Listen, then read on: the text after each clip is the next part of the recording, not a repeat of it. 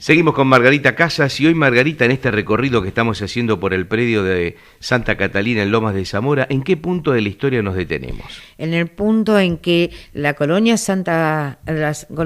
escocesa se comienza a retirar, empiezan a abandonar este lugar porque, bueno, hubo grandes fracasos, había problemas en el cumplimiento del gobierno, para los conflictos que empezaron a suscitarse. El tema que te comentaba con respecto a las mangas de langostas, las sequías que hubo. Entonces, los colonos comienzan a dividirse y a irse hacia el interior de la República. Pero solo quedaban más o menos para 1858 muy pocas casas de esos colonos. O sea que si en estos momentos a alguien se le ocurriera hacer una arqueología del lugar, creo que no encontrarían ningún sedimento. Es posible que no haya ni bases de nada, aunque sí se han encontrado algunos restitos, incluso dicen que algunas puntas de proyectiles, que Magrassi dijo que eran los telomines los que estaban allí. Así que bueno, algo se ha encontrado, pero después no ha quedado absolutamente nada. Y estas tierras entonces se las venden al irlandés Buckie, y se construye al principio una capilla, Nuestra Señora de la Paz, y después se traslada a la provincia. Allí se instaló entonces una escuela de agricultura y veterinaria, y este instituto fue creado por el doctor Olivera. ¿Y qué fin tenía ese instituto? Y bueno, ahí fue después. El tema pasó cuando la epidemia de fiebre amarilla, hubo muchos chicos que quedaron huérfanos y se los llevó a estos edificios que se construyeron para esa época para protegerlos y darles educación agraria. Lógicamente, hacia 1872 el gobierno establece entonces crear esta escuela práctica de agricultura en Santa Catalina, justamente para estos chicos huérfanos que habían quedado, y se designó entonces una comisión que la presidió Eduardo Olivera y planificó toda esta escuela y proponer había que hacerle arreglos y configurar todos estos edificios que habían quedado para justamente esta escuela.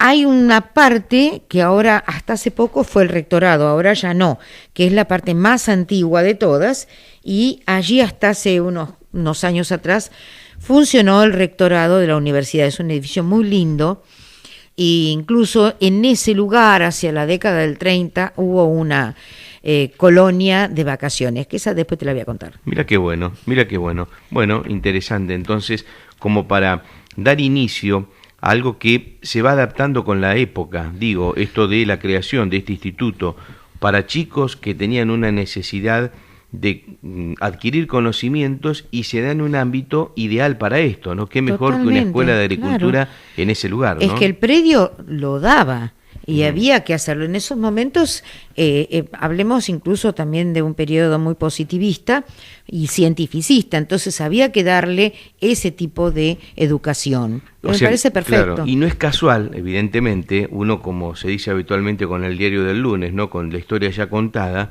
que después la Universidad de Lomas de Zamora coloque su rectorado y su base en ese lugar. Exacto, ¿no? 100 años después. Mirá vos.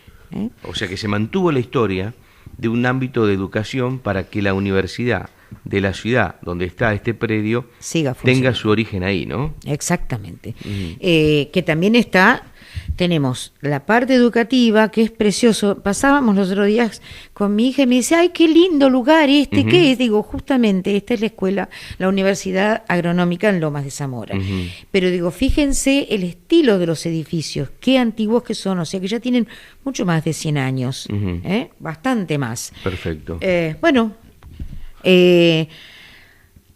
Incluso hay algunos he visto arados muy antiguos, muy lindos, arados de timonero español y los realmente hermosos, y eso es lindo, digo, que se mantenga así y que se siga haciendo. Hasta se podría incluso con el material que hay armar un hermoso museo. Esa era la pregunta que te iba a decir. Pero me que yo siempre me voy para ese lado. Me leíste la mente. En vez de dejar allí descartado una zona que habitualmente la gente que vive por allí utiliza, por ejemplo, para ir a caminar. Sí. Es muy linda. Tiene hasta incluso algunos recorridos, los que van siempre hasta saben los kilómetros de la vuelta que hay y demás, y eso de caminar entre árboles realmente es algo muy lindo. Mira, ¿no? hay cosas muy lindas.